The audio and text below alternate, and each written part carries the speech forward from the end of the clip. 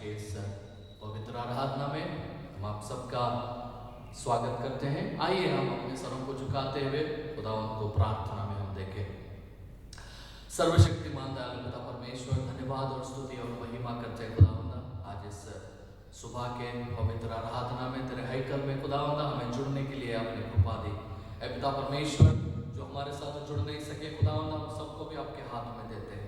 ऐ खुदावंद, आज की इस आराधना को आप आशीष और बरकत दीजिए, होने दीजिए। आज की जो आपकी इच्छा है, जो मर्जी है, जो उद्देश्य है पिता परमेश्वर, वो आज हमारे बीच में होने दीजिए। अव्वल से लेकर आखिर तक आप हमारे साथ रहिए, हमारे गीतों में, हमारी आराधना में, आज के वचनों में है खुदावंद, आपकी आत्मा के द्वारा हमें चलाइए। सारा आदर और महिमा आपको देते हुए निजात दहिंदा खुदावंद यीशु मसीह के नाम से हम मांगते हैं, आमीन आमीन।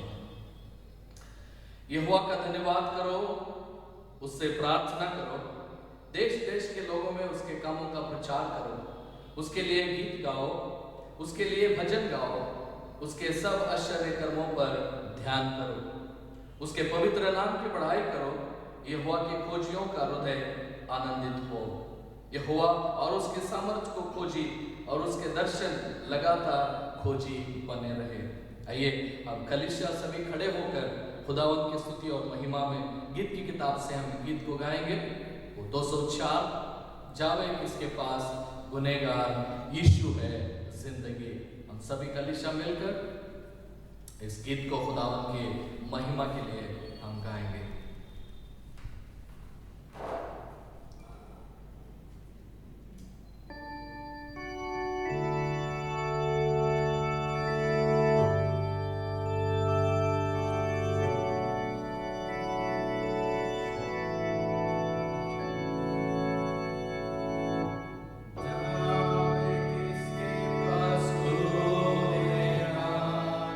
यीशु है जिंदगी।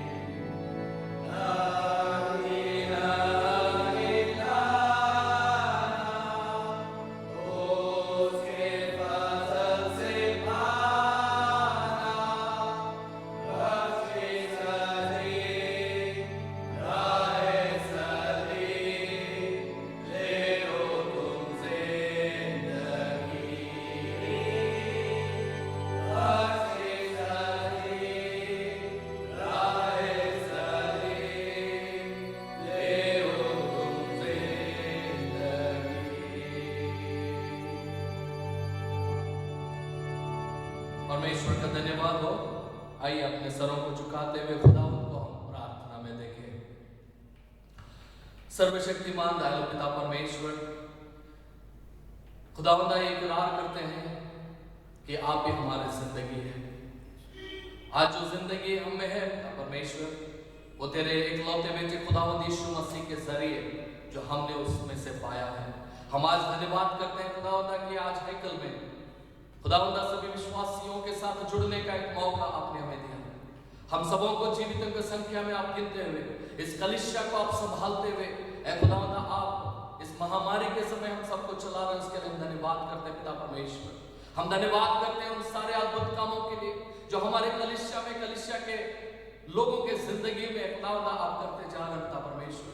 आज हम याद करते हैं खुदावंद खास करके हमारे भारत देश के लिए हम धन्यवाद करते हैं। इस भारत देश जो इस महामारी से लड़ रहा है पिता परमेश्वर, ऐ खुदावंद इस लड़ाई में आप हमारी सहायता करते हुए, खास करके हमारे देश के प्रधानमंत्री और उनके साथ के नायकों, हर एक राज्य के सीएम, उनके साथ के नायकों के साथ आप रहते हुए उन सबको बुद्धि और ज्ञान देते हुए इस महामारी के समय में देश को किस तरह से संभालना, इसे ले चलना है, आप हमें मदद कर रहे हैं, उसके लिए हम धन्यवाद करते हैं। हम धन्यवाद करते हैं उन लोगों के लिए खुदावंद जो हेल्थ डिपार्टमेंट में है, कारपोरेशन में है, पुलिस डिपार्टमेंट में है, जो भी इस काम में, इस महामारी से लड़ने में सहायता और मदद कर रहे हैं। एक एक को आप संभालते हुए उन्हें बरकत देते आप आगे चलाना, उसके लिए हम धन्यवाद करते हैं। हाँ खुदावंद इस 3 महीने के समय में आपकी कलीसिया जुड़ नहीं पाई ऐ खुदावंद, मगर अपने घरों में बैठे हुए तेरे लोग, तेरे विश्वासी तेरी आराधना में, तेरी स्तुति और तेरी महिमा में लगे रहे पिता परमेश्वर। हम धन्यवाद करते हैं कि आप आपके कलीसिया के हर एक जरूरतों को आप पूरा करते हुए आप चला रहे हैं, उसके लिए हम धन्यवाद करते हैं। ऐ खुदावंद प्रार्थना करते हैं देश को आशीष दीजिए, इस महामारी को हमारे देश से पूरी रीति से निकाल दीजिए। ऐ खुदावंद जीवन और एक बार सरल रीति से हो जाए पिता परमेश्वर, होने दीजिए खुदावंद ये देश और बरकत में बढ़ने वाला हो सके। खास करके सेवा के लिए प्रार्थना करते हैं ऐ खुदावंद, सेवा को आगे बढ़ने के लिए, तेरे वचनों को प्रचार करने के लिए ऐ खुदावंद हमें सहायता और मदद कीजिए। कलीसिया को, कलीसिया के परिवारों को, हर एक छोटे बड़े बुजुर्गों को तेरे हाथ में देते हैं।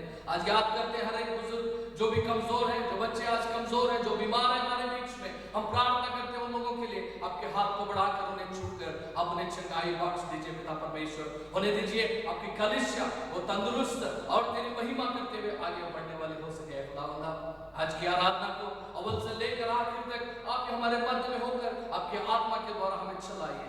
आज का वचन, आज की आराधना, सब कुछ हम आपके हाथों में देते हैं। होने दीजिए आपकी इच्छा, आपकी मर्जी हमारे बीच में होते ऐ खुदावंद, आप ही हमारे द्वारा महिमा पाइए। सारी बातों को आपके चरणों में रखते हुए हमारे नजात दहिंदा खुदावंद यीशु मसीह के नाम से हम मांगते हैं, आमीन आमीन हालेलुया हालेलुया। परमेश्वर का धन्यवाद हो। आइए खुदावंद के वचन से एक पाठ को हम पढ़ेंगे नए नियम से, कुलुस्सियों की पत्री उसका 2 भाग 6 से लेकर 9 के वचन को हम पढ़ेंगे। नए नियम से कुलुस्सियों की पत्री उसका 2 अध्याय वचन 6 से लेकर 9वें वचन तक हम पढ़ेंगे।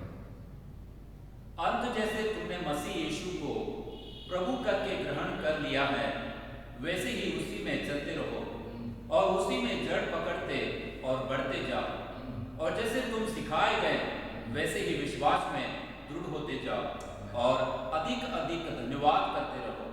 चौकस रहो कि कोई तुम्हें उस तत्व ज्ञान और व्यर्थ धोखे के द्वारा अपने अहेर न बना ले, जो मनुष्यों की परंपरा और संसार की आदि शिक्षा के अनुसार तो है, पर मसीह के अनुसार नहीं, क्योंकि उसमें ईश्वरत्व की सारी परिपूर्णता सदैव वास करती है। आमीन आमीन। परमेश्वर इस वचन को पढ़े और सुने जाने पर हम सबको बरकत और आशीष दे।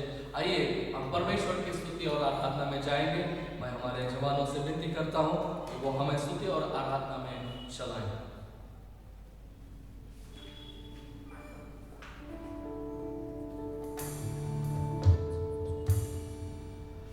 Hallelujah hallelujah. परमेश्वर का धन्यवाद हो कि परमेश्वर ने हम सभी को एक मौका दिया कि हम फिर एक बार से उसकी महिमा करें, उसकी स्तुति आराधना करें। भले ही हम अपने अपने घरों में बैठे हुए हैं, बट हम ये विश्वास करते हैं कि परमेश्वर हमारी स्तुति आराधना उस सिंहासन से वो ग्रहण कर रहा है। हमें तो हम सब लोग मिलकर इस गीत को आएंगे कि यीशु तू अच्छा है, तू बहुत अच्छा है।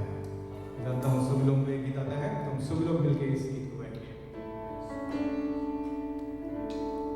यीशु तू अच्छा है, यीशु तू अच्छा है, यीशु तू अच्छा है, तू बहुत अच्छा है। यीशु तू अच्छा है, यीशु तू अच्छा है, यीशु तू अच्छा है, तू बहुत अच्छा है। यीशु मेरे लिए आया, यीशु मेरे लिए दिया, तू बहुत अच्छा है। यीशु मेरे लिए मरा, यीशु मेरे लिए रुका, तू बहुत अच्छा है। यीशु मेरे लिए आया, यीशु मेरे लिए रुका, तू बहुत अच्छा है। यीशु मेरे लिए मरा, यीशु मेरे लिए रुका, तू बहुत अच्छा है। यीशु तू अच्छा है, यीशु तू अच्छा है, यीशु तू अच्छा है, तू बहुत अच्छा है। तेरे पापों को तूने क्षमा किया, तू बहुत अच्छा है। मुझे मुक्ति दिलाया, मुझे शांति दिलाया, तू बहुत अच्छा है। तेरे पापों को तूने क्षमा किया, तू बहुत अच्छा है। मुझे मुक्ति दिलाया, मुझे शांति दिलाया, तू बहुत अच्छा है। यीशु तू अच्छा है, यीशु तू अच्छा है, यीशु तू अच्छा है, तू बहुत अच्छा है, बहुत अच्छा है, तू बहुत अच्छा है। हालेलुया।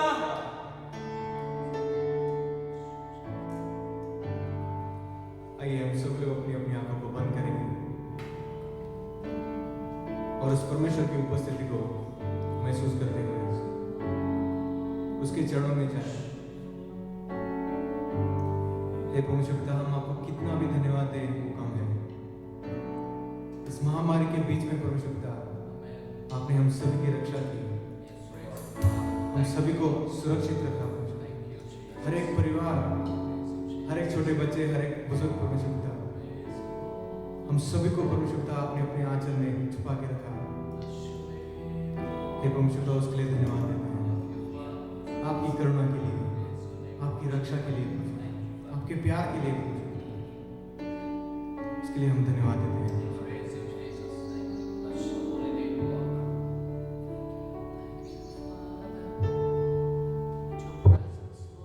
धन्यवाद के साथ स्तुति गाऊंगा, यीशु मेरे खुदा। धन्यवाद के साथ स्तुति गाऊंगा, यीशु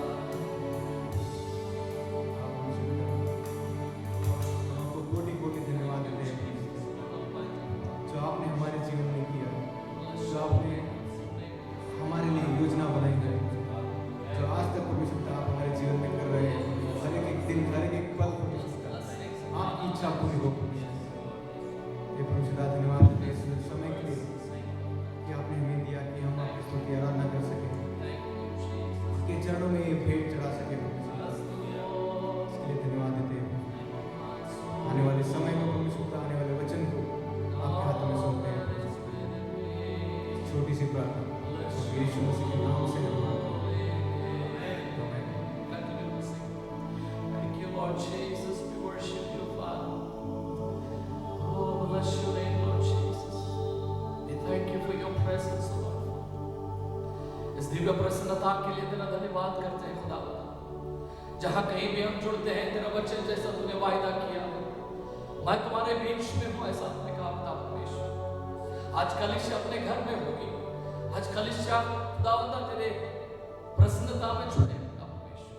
होने दे तेरी अभिषेक हो, तेरी प्रसन्नता एक एक को जो आज तेरी आराधना करना, जो आज हमारे साथ आराधना में जुड़ रहा है पिता परमेश्वर, उसे बहुत आयत की बरकत और आशीष देता परमेश्वर। आज तेरे पास जो आशा लेकर आते हैं खुदावंदा, अपनी सेहत के लिए, अपनी चंगाई के लिए, अपने जरूरतों को पूरा करने के लिए पिता परमेश्वर, ये हमें विश्वास है कि तू कभी तेरे प्रसन्नता से तेरे लोगों को खाली हाथ नहीं भेजता परमेश्वर। बरकतों से मामूर कर, एक एक को खुदावंदा तो आशीष दे पिता परमेश्वर। तेरी प्रसन्नता उन्हें छूले में देना चाहता है। That anointing, Father, we pray. And that presence of yours, Lord, touch everyone, Father. We thank you, Jesus. धन्यवाद, धन्यवाद ईश्वर। Thank you. खुदावंदा और एक बार तेरी प्रसन्नता के लिए धन्यवाद करते हुए खुदा तेरे वचनों की ओर बढ़ते हैं पिता परमेश्वर। आज जो भी प्यासा है, जो भी भूखा है, हम अपने वचनों के द्वारा खुदा उस प्यास को, उस भूख को मिटाने के लिए तेरे वचनों में योग्यता है परमेश्वर। क्योंकि तूने कहा मेरे वचन वो तुम्हारे लिए जीवन है, वो मेरी आत्मा है, आपने कहा पिता परमेश्वर। होने दीजिए खुदावंदा आपका वचन एक एक को बरकत और जीवन से मामूर करे। सारा आदर और महिमा आपको देते हुए नजात दहिंदा खुदावंद यीशु मसीह के नाम से हम मांगते हैं। आमीन, आमीन, हालेलुया। परमेश्वर का धन्यवाद करें उसके इस प्रसन्नता के लिए जो आज हमारे बीच में हमारी आराधना में अपनी आत्मा को ढेलते हुए खुदा हमें बरकत दिया है। आइए आज के वचनों को मनन करते हुए हम आगे बढ़े। आज के वचनों के लिए जो पाठ लिया गया है वो नए नियम से कोलोसियों की पत्री उसका 2 अध्याय 6, 7 और 8 का वचन।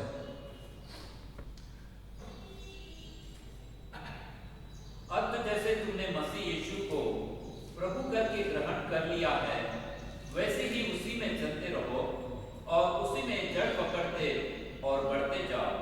और जैसे तुम सिखाए गए वैसे ही विश्वास में दृढ़ होते जाओ और अधिकाधिक धन्यवाद करते रहो। चौकस रहो कि कोई तुम्हें उस तत्व ज्ञान और व्यर्थ धोखे के द्वारा अपने अहेर न बना दे, जो मनुष्य की परंपरा और संसार की आदि शिक्षा के अनुसार तो है, पर मसीह के अनुसार नहीं, क्योंकि उसमें ईश्वरत्व की सारी परिपूर्णता सदैव वास करती है। Therefore, as you received Christ, Jesus the Lord, so walk in Him, rooted, built up in Him, and established in faith, just as you were taught, abounding in thanksgiving. परमेश्वर का वचन जब हम यहाँ पर पढ़ते हैं, परमेश्वर का वचन हमें जो यीशु मसीह को जो हमें स्वीकार किया है, जो यीशु मसीह के अनुयायी हैं, जो यीशु मसीह के पीछे जो हम होते हैं, यहाँ पर पौलुस कुलुस्सियों के सभा को यह बात लिखता है, अंत जैसा तुमने मसीह यीशु को प्रभु करके ग्रहण कर लिया है, वैसे ही उसी में चलते रहो और उसी में जड़ पकड़ते और बढ़ते जाओ। परमेश्वर का वचन हमें एक जगह पर रहने के लिए यहाँ पर कहता है। हमें यहाँ परमेश्वर का वचन कहता है कि तुम खुदावंद यीशु मसीह में बने रहो और उसी में जड़ पकड़े रहो। तो जड़ का माने जब हम देखते हैं यहाँ पर प्रभु खुदावंद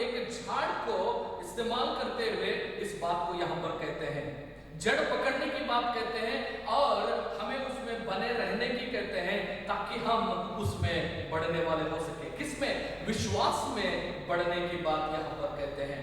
हम सभी लोग इस कम से कम 2-3 महीने से इस महामारी से हमारा देश जो गूंज रहा है, अब इससे लड़ रहे हैं। हम सभी लोगों ने इस लॉकडाउन में अपने जीवन को बिताते हुए इस लॉकडाउन से हम बाहर आए हैं। बहुत से बातों को जहां हमारे जीवन से जुड़ी है, बहुत से लोग हैं जो अपने जीवन के बहुत से सवालों को उठाते हुए अब आगे बढ़ रहे हैं। बहुत लोग अपने जॉब्स को लेके, अपने नौकरी को लेके परेशान हैं। बहुत से लोग अपने सेहत को लेके परेशान हैं। अभी लॉकडाउन के बाद, बाहर आने के बाद कैसे होगा, लाइफ कैसे होगा, आगे कैसे बढ़ेंगे, हमें यहाँ पर ये महामारी से क्या हमें आगे बढ़, आज बहुत से बातें आ रही है, ये अभी और बढ़ेगा, ये कोरोना का इन्फेक्शन और बढ़ेगा, देश में और केसेस बढ़ते जाएंगे। इस तरह से जो बातें जो सारे तरफ से आते हैं, वो हमें एक किसी न किसी रीति से एक डर में पकड़ने की यहाँ पर बात हम देखे जाते हैं। हम ये भी बात देख रहे हैं, लोग अपने घर में रहने की बात यहाँ कहा जाता है। हमें देश, हमारे सरकार ने इस तरह घर में रहने के लिए भी बोलता है, अब घर में सुरक्षित रहो, घर से बाहर मत आओ। जब आप घर में रहोगे आप सुरक्षित रहोगे, और इस बात को हमें मानना भी है। और इस बात को हम मानते हुए हम ये बात को देख रहे हैं, बहुत से जो लोग अपने काम की रोजी के लिए अपने घरों को छोड़कर दूसरे देश में या दूसरे शहर में गए, वो वापस अपने घर में आए, वापस वो अभी भी आ रहे हैं, कोशिश कर रहे हैं ताकि हम अपने घर पहुंचे, अपने घर में हम सुरक्षित रहेंगे, क्योंकि सुरक्षित जगह घर है।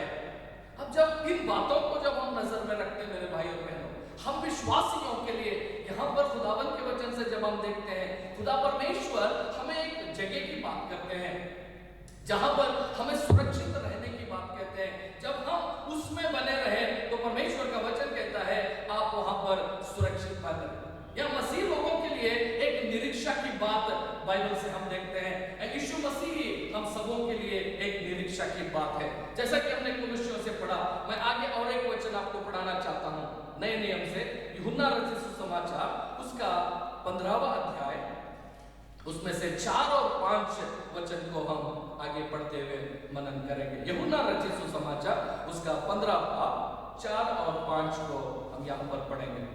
तुम मुझ में बने रहो, तुम मुझ में बने रहो और मैं तुम में, जैसे डाली यदि दाखलता में बनी न रहे, जैसा डाली दाखलता में बनी ना रहे, तो अपने आप से नहीं फल सकती, वो अपने आप से फल नहीं सकती, वैसे ही तुम भी यदि मुझ में बने न रहो, वैसा है तुम में मुझ में ना बने रहो, तो नहीं फल सकते। तुम फल नहीं सकते।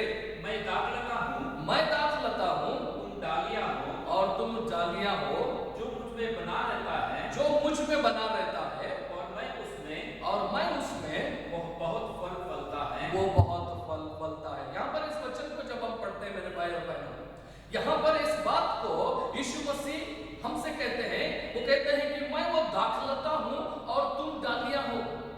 यीशु मसीह दाखलता है और आप और मैं डालियां हैं। और यीशु मसीह यहाँ पर हमें एक आमंत्रित करते हुए यहाँ पर हमें आह्वान करते हैं कि तुम मुझ में बने रहो।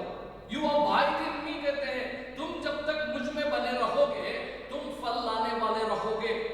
यहाँ पर इस जिंदगी की इस परिस्थिति को जब हम देखते हैं, हम बहुत से लोग यहाँ पर अपनी जिंदगियों के बहुत से सवालों को उठाकर, क्या मेरी जिंदगी आगे फलदायक होगी, वो हरियाली होगी, वो बढ़ने वाली होगी, क्या मैं आगे बढ़ सकता हूँ, क्या परिस्थितियां फिर वापस आएंगी, इन बातों को, सवालों को उठाते हुए हम आगे बढ़ते हैं। बहुत से चिंतित हैं, क्या मेरी सैलरी वापस आएगी, बहुत से चिंतित हैं कि मेरे बच्चों की फीस बढ़ा जाएगा, क्या आगे मेरी जो नौकरी मैंने खोया है वो वापस मुझे मिलेगा, इन बातों को लेकर।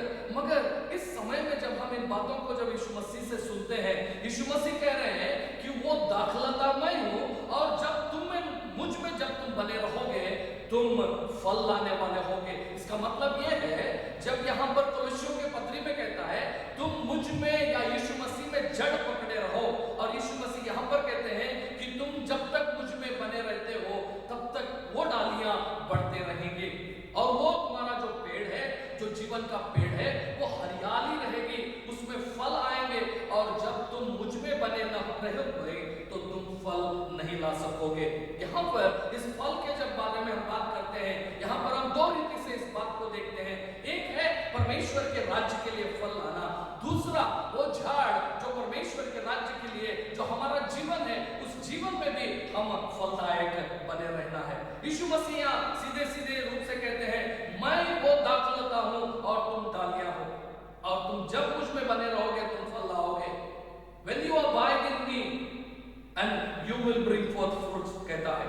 आगे बढ़ते हुए 7वें वचन को जब हम देखते हैं, 7वें वचन में इस तरह से कहता है, यदि तुम मुझ में बने रहो, यदि तुम मुझ में बने रहो और मेरा वचन तुम में बना रहे, मेरा वचन तुम्हें बना रहे। वेट करना ब्रदर, यहाँ पे परमेश्वर का वचन कहता है, यदि तुम मुझ में बने रहो तो मेरा वचन तुम्हें बना रहेगा। ये बात आपसे मैं स्पष्ट रीति से कहना चाहता हूँ, यीशु मसीह में जब हम बने रहते हैं, उसकी बातें हम में बनी रहती हैं। हालेलुया, क्योंकि वही दाखलता है और हम डालियां हैं। एक पेड़ को जब हम उदाहरण रीति से देखते हैं, जब यीशु मसीह कहते हैं मैं वो दाखलता हूं, और वो दाखलता जो है वो पेड़ के सारे उन ब्रांचेस को जो उसको बढ़ने के लिए चाहिए, जो जरूरतें हैं, उसे वहां पर वो यीशु मसीह पूरा करते हैं। यहां पर जब हम देखते हैं, If you abide in me and my words abide in you, यीशु मसीह में जब हम बने रहते हैं तो उसकी बातें हम में बनी रहती हैं। हालेलुया, जब हम यीशु मसीह में बने रहते हैं तो उसकी बातें हम में बनी रहती हैं। उसकी बातें कौन सी बातें हैं? उसकी बातें एक जीवित परमेश्वर का वचन है। जब हम आदि में देखते हैं, यूहन्ना पहला में यीशु मसीह का वचन कहता है, प्रभु वचन में कहते हैं कि आदि में वचन था, वही प्रभु था, वही प्रभु के साथ था, वही हमारे बीच में आया। तो जब हम यीशु मसीह में बने रहते हैं तो उसकी बातें हम में बनी रहती हैं। और थोड़ा सा गहराई से थोड़ा इसमें देखें कि यीशु मसीह के वचन क्या है और ये जीवित वचन में क्या यीशु मसीह ने कहा। खास करके इन परिस्थितियों को लेकर मैं आज इस वचन को आपके सामने रख रहा हूं। जब भी यीशु मसीह के सामने कोई डिफिकल्ट का सिचुएशन आया, जब कभी भी एक मुश्किल यीशु मसीह के सामने खड़ी हो गई, कोई तूफान यीशु मसीह के सामने खड़ा हो गया, उसकी बातें कैसी थी? जब उन मुश्किलातों में यीशु मसीह कैसे बातें करते थे? जब एक उदाहरण को जब हम देखते हैं, जब वो कश्ती में जा रहे थे अपने शिष्यों के साथ, वहां पर देखते हैं एक बहुत बड़ा सा तूफान उनके सामने आता है। तब सारे शिष्य लोग डर जाते हैं और प्रभु से कहते हैं, प्रभु क्या आप हमारी चिंता नहीं करते हैं? तो प्रभु जब उठकर खड़े होकर उस तूफान से एक ही शब्द में वो कहते हैं, हे तूफान रुक जा। तो तब तूफान यीशु मसीह के बातों को वो मान लेता है और वो तूफान वहीं का वहीं थम जाता है। यीशु मसीह के बातें और यीशु मसीह के बातें जब बाहर आती हैं, वो बातों में यीशु मसीह का, खुदावंत का वो सामर्थ्य रहता है और वो जो जरूरत है वो जरूरत को पूरा करते हैं। हालेलुया, यहाँ पर जब हम यीशु मसीह में बने रहते हैं और उसकी बातें हमें बनी रहती हैं, जब यीशु मसीह का वचन हमें बना रहता है, तो हमारी जो बातें हैं, जो हम भाषा बोलते हैं, जो हमारे मुंह से जो बातें निकलते हैं, वो यीशु मसीह की ही बातें होती हैं। हालेलुया, हम कभी नकारात्मक बातें नहीं करते हैं, हम कभी हारे हुई बातें नहीं करते हैं। जो इंसान यीशु मसीह में नहीं रहता है, वो इंसान को आप देखिए, वो कभी भी डरा रहता है, उसमें विश्वास नहीं रहता है, वो अपने मुश्किलातों के समय में वो नकारात्मक बातें करते हैं, वो डरी हुई बातें करता है, उसके अंदर कभी निरीक्षण नहीं रहती है। मगर यहाँ पर यीशु मसीह कहते हैं, जब तुम मुझ में बने रहो, मेरी बातें तुम्हें बनी रहेंगी। इसका मतलब है यीशु मसीह के अंदर रूटेड रहना। कब? मंडे से लेकर संडे तक यीशु मसीह में बना रहना। इसका मतलब ये नहीं कि चर्च में जाकर विश्वासियों के साथ में जब हम आराधना करते हैं तभी यीशु मसीह में बना रहना। हम तो कम से कम 2.5 महीने से हम कलीसिया में नहीं मिले, तो फिर वो लोगों का समस्या क्या हो गया? वो लोगों की परिस्थिति क्या हो गई? वो कहाँ है? यीशु में बने हैं। बहुत लोगों की दुर्गति बहुत है जो यीशु मसीह में बने रहे, अपने विश्वास में गिर गए, वचनों से दूर हो गए। वो लोगों के परिस्थितियों में यीशु मसीह रहना या हम यीशु मसीह में बना रहना बहुत इंपॉर्टेंट है। आप कहीं भी रहो, कोई परिस्थिति में भी रहो, मुश्किल में रहो, आंसुओं में रहो, बीमारी में रहो, तकलीफ में रहो या खुशहाल में रहो, आप और मैं यीशु मसीह में बना रहना है। क्योंकि जब हम यीशु मसीह में बने रहते हैं, हमारे जो भी परिस्थितियां हमारे सामने आती है, तब उन परिस्थितियों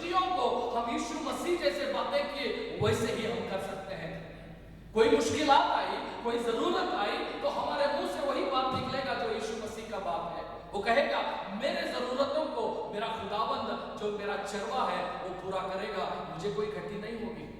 जब तू कमजोर है, बीमार के बिस्तर पर है, तेरे मुंह से यीशु मसीह की ही बातें निकलेंगे। वो बातें ये कहती है यीशु मसीह के मार खाने से मुझे चंगाई मिली।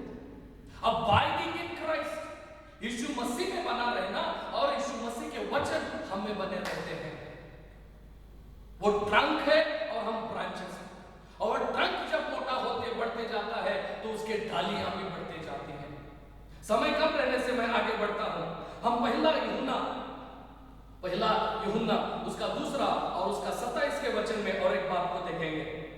परंतु तुम्हारा वह अभिषेक जो उसकी ओर से किया गया तुम में बना रहता है। आमीन।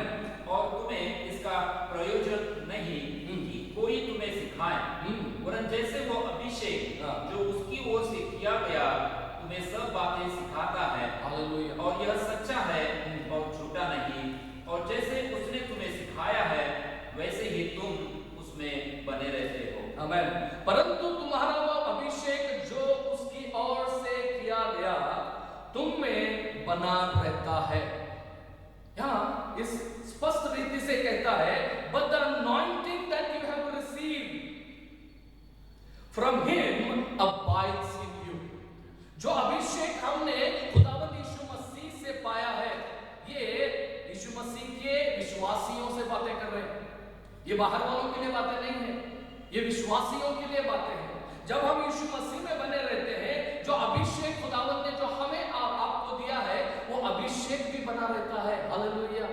जब हम यीशु मसीह में नहीं रहते हैं तो ये सीधे सीधे है वो अनॉइंटिंग भी, हम उस अभिषेक से भी हम दूर होते हैं। अभिषेक क्या करता है?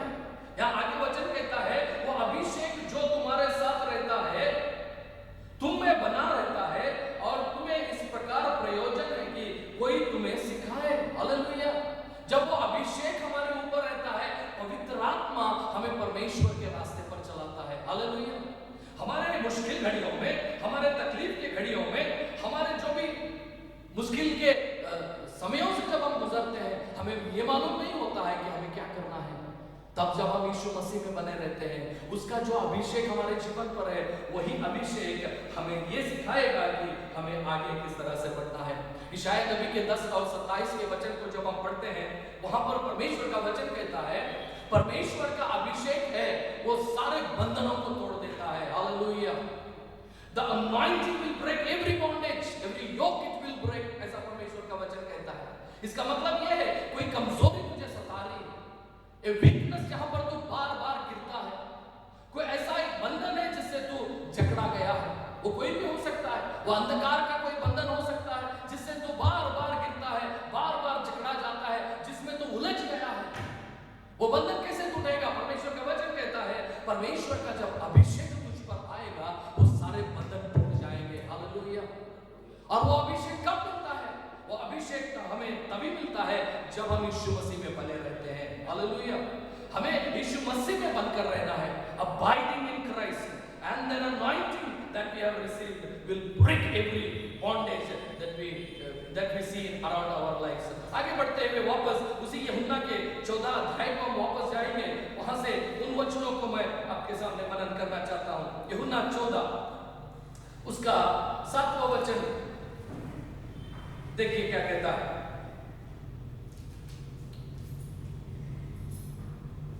यदि तुमने मुझे जाना होता, यदि तुम मुझे जाना होता तो मेरे पिता को भी जानते, तुम मेरे पिता को भी जानते और अब उसे जानते हो और उसे देखा भी है। आमीन। आगे बढ़िए। फिलिप्पुस ने उससे कहा, हे प्रभु, पिता को हमें दिखा दे, यही हमारे लिए बहुत है। यीशु ने उससे कहा, हे फिलिप्पुस, मैं इतने दिन से तुम्हारे साथ हूँ और क्या तुम मुझे नहीं जानता? जिसने मुझे देखा उसने पिता को देखा है। 14 अध्याय का 16वां वचन भी पढ़िए। मैं पिता से विनती करूंगा और वह तुम्हें एक और सहायक देगा कि वो सर्वदा तुम्हारे साथ रहे। आमीन। या 16वें वचन को जब हम देखते हैं 14 अध्याय के, and I will ask the father and another helper to be with you forever. मैं परमेश्वर से, पिता से ये विनती करूंगा कि वो तुम्हें एक सहायक दे और वो सहायक तुम्हारे साथ सर्वदा रहेगा। जब हम यीशु मसीह में बने रहते हैं, खुदा परमेश्वर यीशु मसीह जो दिन रात हमारे लिए खुदा परमेश्वर के साथ में बैठकर दुआ मांगता है, वो परमेश्वर से ये मांगेगा कि इनके लिए कोई सहायता करने वाला दे। और वो कौन है? वो पवित्र आत्मा है। जब वो पवित्र आत्मा हमें सहायता करने के लिए आता है, हमारे जिंदगी में कोई मुश्किल घड़ी नहीं रहेगी, क्योंकि हमें ये मुश्किल घड़ियों में मालूम नहीं होता है कि हम इन मुश्किल घड़ियों से हम कैसे निपटे, कैसे आगे बढ़े। हर एक निर्धार को जब हमें लेना रहता है, हम बहुत से लोगों को जब हम देखते हैं, वो अपने मुश्किल घड़ियों में लोगों के पास जाते हैं, रिश्तेदारों के पास जाते हैं, अपने दोस्तों के पास जाते हैं, कुछ मदद मांगने के लिए, कुछ सहायता मांगने के लिए। मगर आपसे कहता हूं मेरे भाई और बहनों, जो भी यीशु मसीह में अपना विश्वास रखता है, आपको लोगों के पास जाकर सहायता मांगने की जरूरत नहीं है। आपको खुदा परमेश्वर ने एक सहायक दिया है, वो है यीशु मसीह, वो है पवित्र आत्मा जो खुदावंद हमें देता है। उस पवित्र आत्मा को जब हम हमारे अंदर पाते हैं, वही पवित्र आत्मा हमारे मुश्किल घड़ियों में वो हमें सहायता करता है, वो हमें चलाता है, वो हमें मदद करता है, वो बहुत ही धीमी आवाज में हमसे बातें करता है, हमें प्रार्थना में मदद करता है, हर चीज में वो पवित्र आत्मा हमें मदद करता है। He will pray, जब हमें मालूम ये नहीं होता है कि क्या प्रार्थना करें, वो हम में रहकर वो प्रार्थना करता है। ये सारी बातें कब होती हैं? जब हम यीशु मसीह में बने रहते हैं। हम जब यीशु मसीह में बने नहीं रहते हैं, यीशु मसीह से जब दूर रहते हैं, हम मुश्किल घड़ियों से हम गुजर कर जब निकलते हैं, कोई बात को हमें यहाँ पर सवाल बहुत उठते हैं, उसका जवाब हमें नहीं मिलता है। आज प्रोत्साहन करते मेरे संदेश को मैं क्लोज करना चाहता हूँ। आपसे यही निवेदन करता हूँ, ये मुश्किल घड़ियां टल जाएंगी, ये सारी बातें निकल जाएंगी, हमारा लाइफ नॉर्मल पर आएगा, मगर हमें विश्वासियों को यही काम करना पड़ेगा, हमें यीशु मसीह में बने रहना है। वो क्योंकि वही दाखलता है और हम उसके डालियां हैं। जब तक कि हम उसमें बने रहेंगे, हम बढ़ते जाएंगे, हमारा जीवन हरियाली होगा, हमारे जीवन में फल रहेंगे, हमारे बच्चे, हमारा परिवार, जो एजुकेशन, जो पढ़ाई के बारे में, जो काम के बारे में आज आप चिंतित हैं, वो सारी चिंताओं को परमेश्वर दूर करेगा। तेरे जिंदगी के हर एक अंश को खुदा परमेश्वर देखेगा, तेरे उस बीमारी को यीशु मसीह दूर करेगा, तुझे वो चंगाई देगा, जो समाधान तेरे जीवन में तुझे चाहिए वो परमेश्वर तुझे ला कर देगा।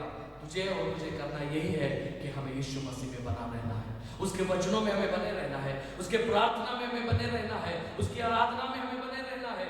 हर दिन और हर घड़ी, हर क्षण हम प्रभु यीशु मसीह में जब हम बने रहते हैं, हम उसके आशीषों को हम पाते जाते हैं। खुदा परमेश्वर वचन को आप सबको बतायत की बरकत और आशीष दे। आइए हम प्रार्थना करेंगे। सर्वशक्तिमान दयालु पिता परमेश्वर, धन्यवाद और स्तुति और महिमा करते हुए अपने सरों को तेरे सामने झुकाते हैं। खुदावंदा, आप ही वो दाखलता है और हम डालियां हैं। ये कलीसिया तेरी डाली है, हर एक विश्वास तेरी डाली है। होने दे पिता परमेश्वर, आज हर एक विश्वासी का जो भी जरूरत है, आज जो डाली कमजोर है, जो आज डाली सूख गई है, तो वचन में कहता है जो डाली सूख जाती है उसे काटा जाएगा, उसे फेंका जाएगा, उसे जलाया जाएगा। वो ऐसी परिस्थिति कोई विश्वासी के जीवन में ना आए, ये हमारी प्रार्थना है। ऐ खुदावंदा, जो डालियों में पत्ते नहीं है, उस डालियों में तेरी जान डाल दे। फिर से तेरे वचनों के द्वारा उस डाली को तू फिर से बढ़ने के लिए आशीष दे। आज मैं हर एक विश्वासी के लिए, हमारे कलीसिया के लिए प्रार्थना करता हूं, जो तुझसे दूर हो, तेरे वचन से दूर हो गए, प्रार्थना जीवन से दूर हो गए, कलीसिया से दूर हो गए, फिर से उन्हें वापस लेके आ परमेश्वर, वो फिर से तुझ में बने रहे। हमारी प्रार्थना है पिता परमेश्वर, ताकि जब हम तुझ में बने हैं, ऐसा तू कहता है, वायदा किया है, तुम बढ़ते रहोगे, तुम आशीष पाओगे, तुम हरियाल रहोगे और तुम में फल रहेंगे। उन्हें दिए तेरा वचन हमारे कलीसिया के, इस वचन को सुनने वाले हर एक विश्वासी के जीवन में वो बहुत आयत की बरकत और आशीष को लेकर आए। हम प्रार्थना करते हैं, आज जो भी कमजोर है, आज जो बीमार है, आज निरीक्षा रहित है, वो अपने जीवन से निरीक्षा को खो बैठा है, यीशु मसीह उन लोगों के लिए प्रार्थना करते हैं। वो लोगों को तेरे चरणों में लेकर आते हैं, उनसे बातें कर, उन्हें आशीष दे, उनके जीवन में एक परिवर्तन लेकर आ। सच्चा जीवनदान देने वाले प्रभु आप हैं। आप उन्हें बरकत और आशीष दीजिए। आज इस आराधना को बहुत आयत की आशीष देने के लिए हम आपका तहे दिल से धन्यवाद और शुक्रिया अदा करते हैं। सारा आदर और महिमा आपको देते हुए नजात दहिंदा खुदावंद यीशु मसीह के नाम से हम मांगते हैं, आमीन। अब हमारे नजात दहिंदा खुदावंद यीशु मसीह का फजल, खुदा बाप की मोहब्बत और रूह पाक की शराकत अब से लेकर अब तक कलीसिया के साथ होते रहे, आमीन आमीन। परमेश्वर आप सबको बहुत आयत की आशीष दे।